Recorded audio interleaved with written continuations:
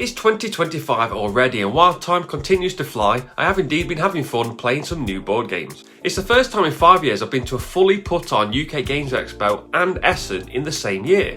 So it's a good list this time, I'm not struggling to get 10. The rules: I need to have played a full production copy of the game in 2024, BGG must say it was released in 2024, no expansions or any of that nonsense. So let's get on with the list. I'm Rob from JestaThaRogue.com, and these are my top 10 games of 2024. Number 10. Now, I like video games and I gravitate towards board games that are based on my favourite video games. This one is based on my favourite video game of all time, The Last of Us: Escape the Dark. Here, players play as one of the characters from the game, starting in the QZ, exploring, scavenging and fighting their way to Jackson to defeat a boss and win the game. This is a story-driven game with the location cards containing story choices to read out, with the occasional skill check, and fairly often, of course, there is combat. Enemies are represented by rows of chapter dice, and players use their unique survivor's die, or ammo dice if shooting, to try and remove those chapter dice to win the fight and continue on.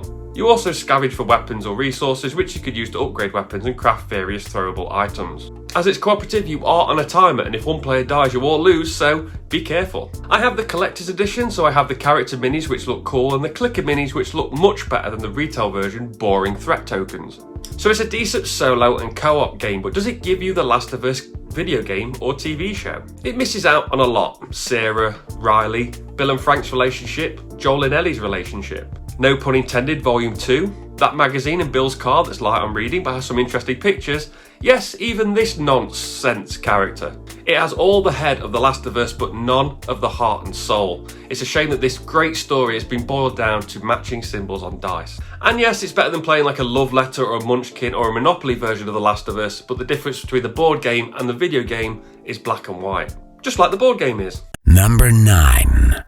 Now, I like sports games, and just recently I've liked those board games where everybody plays each other one-on-one in like a tournament format to see who comes out on top. Fortunately for me, I walked by Golden Cup at Essen, which had a seat free, so I played it and then bought it. Players control a team in an unknown sport, gaining income from their stadium, which can be used to recruit new players, upgrade the scouting to gain player cards from better decks, and to upgrade their stadium for better income. You can also buy additional tokens and upgrade the ones you have. These tokens are used to play the game, which has players drawing their tokens one at a time out of a bag. Drawing one of your attack tokens mean you might get to have a shot at goal by reducing the attack token value by any drawn defense value of the opponent to see which player is taking the shot by rolling a d6. The higher the value, the better the chance of scoring. So recruiting players that will reward bonuses for shooting and scoring, as well as those that give you endgame scoring, or a bonus for recruiting them in the first place, is worthwhile. But money is tight, and upgrading those tokens will really help you win games. But then upgrading your stadium will give you more money. But then recruiting new players will give you a better team. So what do you do? Players play 6 games, 1 versus 1 against all the other players around the table, and then the final 2 players with the most fans at the end of that will play to see who wins the grand final. I said I like sports games, but I tend to stay away from them because they kind of put people off wanting to play them. I risk this one because the pitch looks closer to a certain fantasy sport than any real world sport, so alongside the fantasy characters, it's nerdy enough that I'll probably be okay. But since picking this up at Essen a couple of months ago, I haven't had the chance to put that theory to the test, so we'll see how it goes, but I am looking forward to playing it more. Number 8. I very rarely buy games knowing little about them, and when I do they tend to be one and done, but sometimes it pays off. This is Alte: Dawn of Civilization, a quite simple deck building area control game. Here players have a mildly unique starting deck and will use that deck building mechanism to gain resources that can be used to buy new cards, build settlements on the board, and attack settlements from neutral parties as well as, of course, the other players. Technologies and wonders can be built for abilities and points, and you also gain points for areas controlled, settlements captured, and certain cards purchased. Now, I am a deck building game fan, but it's been a while since I played one I enjoy. It's all about the game around the mechanism. Having a board with something else to do is key. A card-only deck building game is so 2016. The combat in Alte is very important. You need to be able to fight and or defend yourself a lot, especially late in the game when players get close to each other. You get points for winning in combat and controlling territories, so winning is worthwhile, as is not losing. This marks it down a bit for me. It takes away from you being able to build technology and wonders to score points because you have to buy those combat cards before they all run out. I'd like to be able to compete for points in other ways. I tried this once and nearly got wiped out because I was such an easy target. But despite that, it is fun. You need to find that combat technology balance, which I guess is part of the game. One of my friends halfway through his first game said it was really good. That might not sound like much, but he literally hates every game I buy. This is truly a special moment.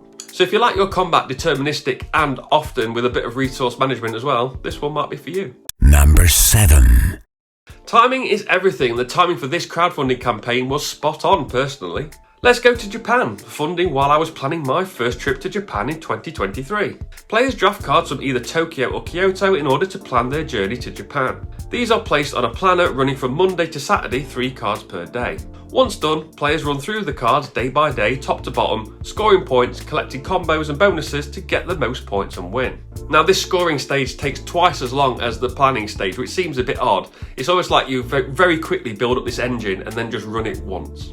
When drafting, you have to look at what symbol they have, as there is a bit of set collection, where you're going to place it, as timing is everything on your trip, and also what city the activity is in, because every time you switch from Tokyo to Kyoto or back, you need to have a train. Where you would do something in Kyoto in the morning, Tokyo in the afternoon, and then Kyoto in the evening when the cities are 2 hours apart on a bullet train is beyond me, but that's the game. But yes, I backed this because of the country and the timing. Any time before 2021, and I would never dreamed of going to Japan, so I probably wouldn't have been interested in this game, and any other country than Japan wouldn't have matched up with my interests. It's tough to teach and harsh on new players. They need to learn and fully understand quite a lengthy explanation of how all the set collection, engine building, timing, bonus gaining and daily rewards work, and they won't know if they're doing it right until the game end comes and they start scoring. So every time I've played this, it's been stressful trying to play and learn the game myself, but also helping everyone around the table out with every card they play. But it's a fun challenge, even if 40 minutes of the 60 is basically scoring. Number 6. Next up is one of those games you always see at least once at a game day. And it's Harmonies, always on the table at some point, sometimes more than once. So there is a board with 5 spaces and each has 3 tokens representing land types randomly placed on them.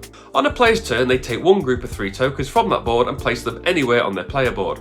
They can also be stacked on top of each other. Then they may take an animal card from those available, adding cubes to the empty spaces on it. If the land tokens placed on the player board match the pattern on an animal card the player has, they move the bottom cube from the animal card onto a space shown on the card on their player board.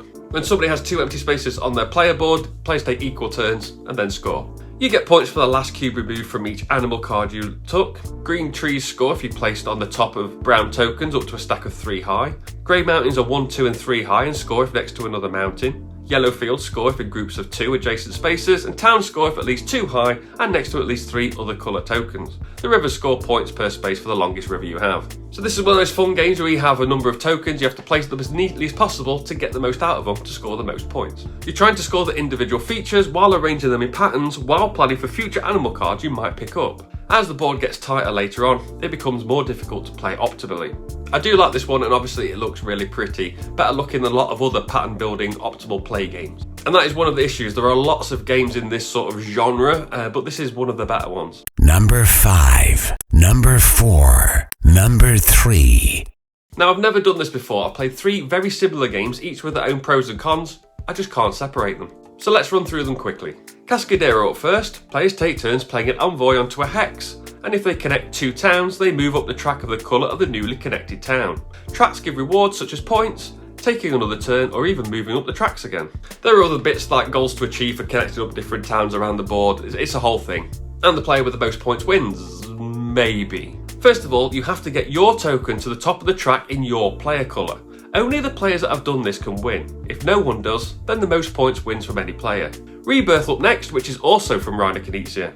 This time you're drawing tokens from a bag to place onto a board.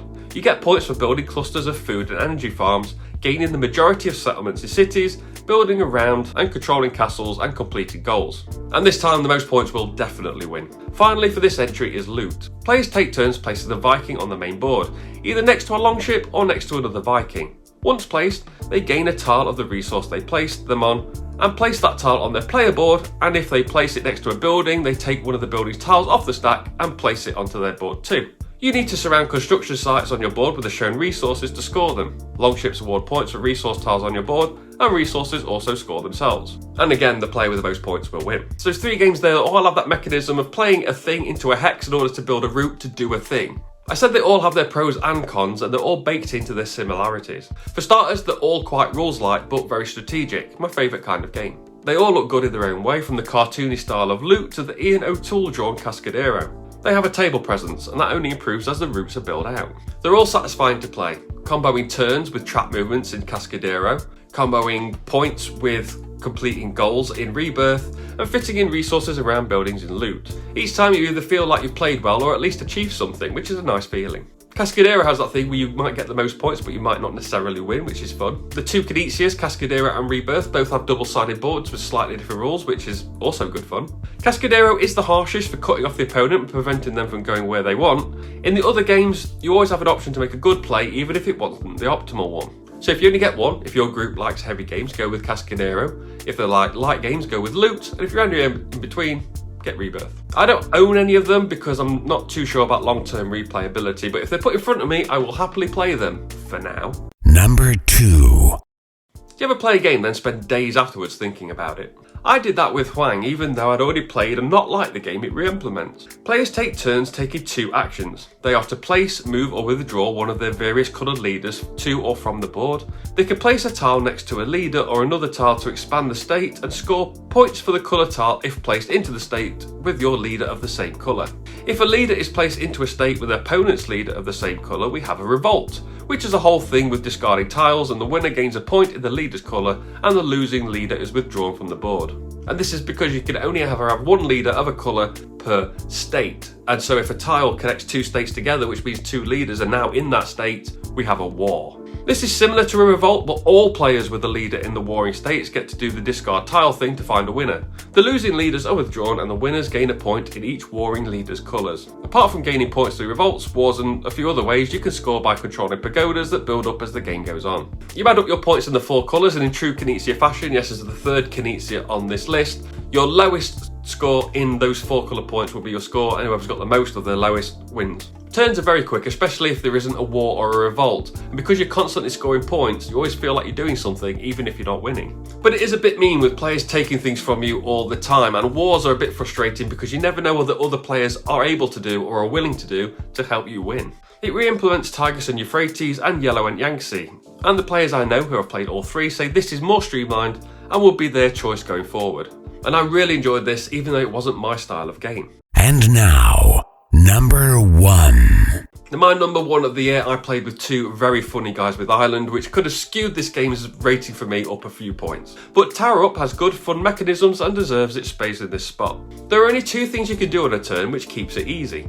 The first is to pick one of the 3 available cards. Gain everything on it with the plastic bit's the important bit, discard the card and replace it with a new one. The second action is the fun one and has a bit more to it. Put a plastic bit on the ground floor of an empty plot that is adjacent to at least one other building but not adjacent to one of the same colour. You need to be able to pop one block onto the top of any connected buildings from your supply of that building's colour too. Then you put a roof of your colour on any of those buildings you just added a floor to, then move the vehicle of that building's colour on your personal board a number of spaces equal to the number of floors of that building. It's easier when you see it in person. You get points for each building that ends with your colour roof, for completing goals throughout the game, and how far you've moved your vehicles down the track. With a limited number of spaces and only 2 actions to take, the game moves along very quickly, but you still have to be strategic. The best player will still win. Also, the component quality compared to the RRP is really good value. I was expecting it to cost a lot more. I do wonder about long-term replayability for me, as I do with games like Sagrada, Azul, Harmonies, those simple abstract pattern building games. But only 3 of the 10 gold cards included in the game are used every game, so that's going to add a bit of replayability. So it's still on the to-buy list for now, and that's Tower Up, my game of 2024. So that's my list. What's your game of 2024? Let me know in the comments below. Do you think it's weird that I own numbers 10 to 7, but I don't own numbers 6 to 1? Because I do. I didn't realise that until about 3/4 of the way writing this list. Remember to like, share and subscribe and all that good stuff. I hope your 2025 is a good one. I've been Rob, aka JestaThaRogue, and I'll see you soon.